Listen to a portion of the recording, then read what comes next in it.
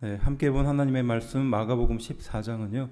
화요일부터 금요일까지 그 마지막 순환의 일주일을 기록하고 있습니다.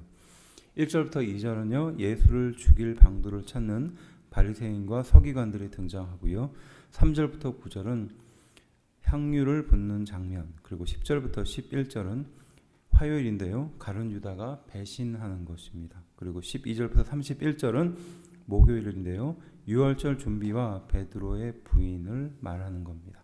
32절부터 42절은 겟세만의 기도에 대해서 말하고 있고요. 43절부터 72절은 이제 금요일 새벽에 그 마지막 시간을 다루고 있습니다. 구체적으로 43절부터 52절은 예수님이 체포되시고 51절부터 52절은 한 청년이 도망가는 것, 그리고 53절부터 65절은 공에 서신 예수님과 마지막으로 66절부터 72절은 베드로가 예수님을 3번 부인하는 장면이 등장합니다. 먼저 1절은요. 화요일에서 수요일 사이로 추정되는 시기고요. 그다음에 6월절과 무교절이라고 말하는데 니산월 14일, 그러니까 지금 태양력으로 3월에서 4월이죠. 양을 잡고 누룩 없는 떡과 쓴 나물을 먹는 절기를 말하는 겁니다. 그리고 무교절은 니산월 15일부터 21일, 7일 동안 집에 누룩을 두지 않는 기간입니다. 엄연히 다른 절기이지만 이 두 절기가 14일, 15일 이렇게 하루를 겹치게 되는 절기라서 유대인들은 함께 한 명절로 보고 있습니다.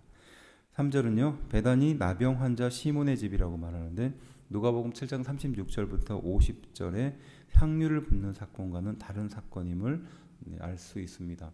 그러니까 예수님께 향유를 붓는 두 번의 독립된 사건이 등장한다라는 것이죠. 나병 환자 시몬이 누구인지는 정확하게 나와 있지 않습니다. 대사로는 나사로를 말하는지 혹은 나사로의 부친을 말하는지 마리아와 마르다의 남편을 말하는지 추측만 있습니다. 과거에는 나병 환자였으나 현재에는 완쾌되었다라는 것을 알 수 있는 단어가 등장합니다. 그래서 그리고 이제 순전한 나드라고 말하는데 나르드스 타미스 자타만시라는 식물에서 추출된 것인데 당시에 고금류였습니다. 그리고 해외에서 가지고 오는 굉장히 비싼 그런 기름이었습니다. 300데나리온의 가치였는데 1데나리온은 노동자 하루의 품삯을 기준으로 볼 수 있습니다. 굉장히 비싼 그런 기름이었죠. 6절은요. 내게 좋은 일이라고 말하는데 이건 고상하고 유익한 일이다라는 말입니다. 3절에서 9절의 내용은요. 뒤 이어지는 사람들의 배신 앞에 한 여인의 헌신을 칭찬하며 앞쪽에 굳이 배치한 이유가 있을 것이라 봅니다. 그래서 14장 전체를 보았을 때 가지고 있는 독특한 구조를 중심으로 좀 봐야 할 필요가 있습니다. 12절에 무교절의 첫날 곧 유월절 양 잡는 날이라고 되어 있는데 이렇게 보면 이 구절은 좀 맞지 않는 구절이에요. 무교절의 첫날이고 곧 유월절 양 잡는 날이라고 말하는데 무교절은 앞에도 살펴봤듯이 15일부터 21일 동안 21일간 그러니까 21일 7일 동안 집에 누룩을 두지 않는 절기입니다. 그런데 유월절 양을 잡는 날이 그 전이거든요. 그러니까 무교절 첫날과 유월절 양 잡는 날이 좀 맞지 않는 그런 말입니다. 왜냐하면요. 니산월 15일부터 20일이 7일간의 기간이지만 관습상 하루 이틀 전을 같이 지칭해서 말했기 때문이다라는 거예요. 그러니까 실제로 무교절 첫날 14일이 시작되는 전날인 12일이나 혹은 13일로 볼 수 있습니다. 그러니까 어린 양을 잡는 날이 무교절 첫날에 있었던 게 아니라 그 전에 그러니까 12일부터 13일 사이에 있었던 일이었기 때문에 그렇게 볼 수 있는 거죠. 그래서 실제로는 날짜는 니산월 12일이나 혹은 13일로 보는 거고요. 그리고 사람들은 무교절의 첫날을 같이 이제 뭉뚱그려서 관습상 하루 이틀 전에 날짜까지 포함해서 이렇게 말했다는 것입니다. 16절은요. 유월절 음식을 준비했다고 말하는데 이 유월절 음식에는 유월절 양과 무교봉과 쓴나물과 포도주와 정결하게 하는 물 등이 있습니다. 그리고 예수님의 만찬은 정규 유월절의 하루 전에 있었습니다. 그리고 17절은요. 저물매라고 말하는데 이 말은 12일이 지나고 13일이 되는 날을 말합니다. 유월절 예비일이죠. 양을 잡는 날이 바로 그날이었습니다. 그리고 20절에는요. 나와 함께 그릇에 손을 넣는 자라고 말하는데 이 구절은 함께 식사를 할 만큼 가까운 그 상대를 말하는 겁니다. 그렇지만 그 사람이 배신을 한다라는 말씀이죠. 시편 41편 9절이 성취되는 것입니다. 빵을 떼어서 국물에 찍어 먹는 당시의 그 식사 습관을 반영하는 말이죠. 22절은요. 내 몸이라고 말씀하시는데 유월절 누룩 없는 빵이 당시에는 고난의 상징이었습니다. 고통의 상징이었죠. 애굴 빠져나오는 그 긴박한 상황에 누룩 없는 빵을 먹으면서 급하게 나왔던 것을 기억하기 위해서, 기념하기 위해서 했던 것이죠. 하지만 예수님은 그 빵을 다른 접근으로, 다른 이해로 말씀하신 거죠. 그리고 24절은요. 나의 피, 곧 언약의 피라고 하는데 당시 피는 짐승 제물의 피를 통해서, 그러니까 생명이 피에 담겨 있다라고 생각했습니다. 그래서 짐승 제물의 피를 통해 죄 사함을 받는다라고 믿었습니다. 이제는 새 언약의 피, 그러니까 예수님의 피로 바로 그 효력이 우리 모든 인류에게 나타난 것이다라고 말하는 겁니다. 25절은요. 포도나무에서 난 것을 다시 마시지 아니하리라라는 이 구절은요.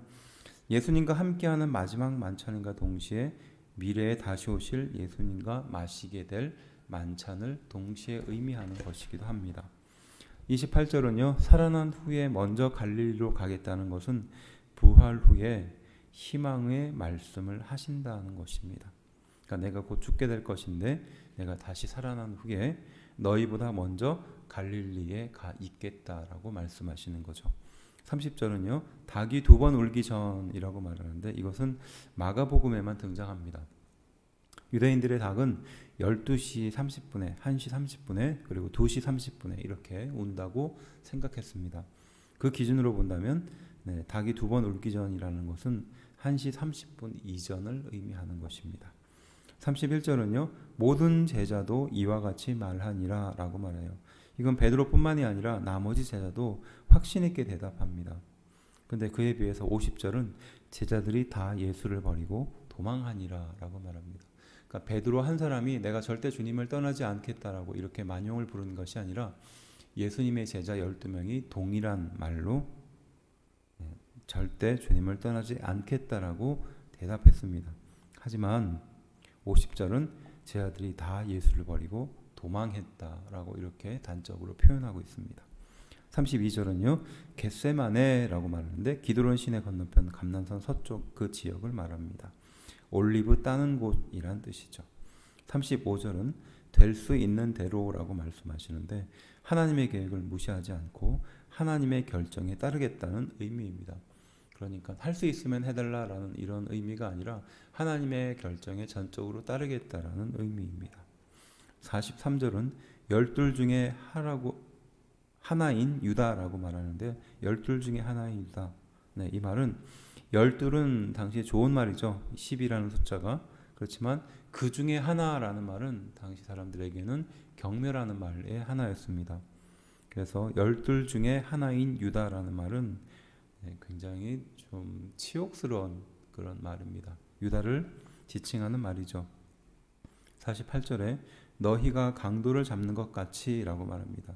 이것은 죄 없는 예수님을 죄인처럼 대하는 것을 말합니다. 51절에 한 청년이라고 말하는데 여기서 이 한 청년은 누구를 말하는 걸까요? 다양한 시각이 있습니다. 하지만 청년 마가일 가능성이 높습니다. 그러니까 마가의 다락방의 주인이죠. 그리고 마가복음 저자의 자신입니다. 그래서 자신을 이렇게 한 청년에 빗대어서 한 청년이었던 사람이 예수님이 끌려가는 것을 보고 무리와 함께 가다가 사람들의 지적을 받자 그 덮고 있던 배 혼니부를 버리고 도망가는, 발가벗고 도망가는 바로 그 장면을 여과 없이 노출하고 있어요. 그래서 이 14장이 가지고 있는 독특한 특징이 그러한 것입니다. 부족하고 또 예수님을 열심히 따르겠다라고 말했던 그 사람들의 인간 군상들을 보여주면서 결국 그렇게 다 예수님을 떠나고 또 예수님을 부정하는 장면들을 보여주고 있는 것입니다. 58절은요. 유대인들이 예수님을 죽일 마지막 죄목으로 성전 모독죄를 지적하죠.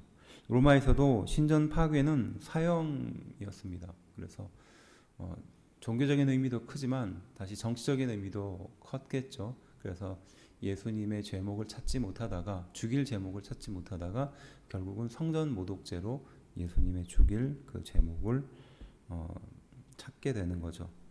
64절은요. 참남한 말을 했다라고 말하는데 이 말은 하나님을 모독하는 말을 했다라는 겁니다.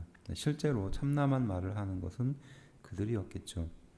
66절은 대제사장의 여종이라고 말하는데 대제사장의 여종이 하는 일이 무엇인지 좀 연구할 필요가 있습니다.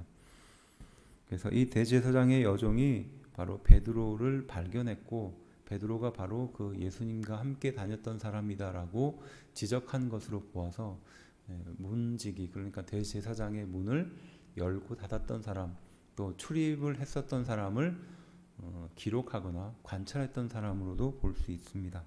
어쨌든 이 대제사장 여종이 하는 일을 연구할 필요가 있겠죠. 그리고 다른 사람도 아니라 바로 이렇게 여종의 지적에 베드로가 예수님을 3번이나 부인하는 그러한 장면을 말하고 있는 것입니다.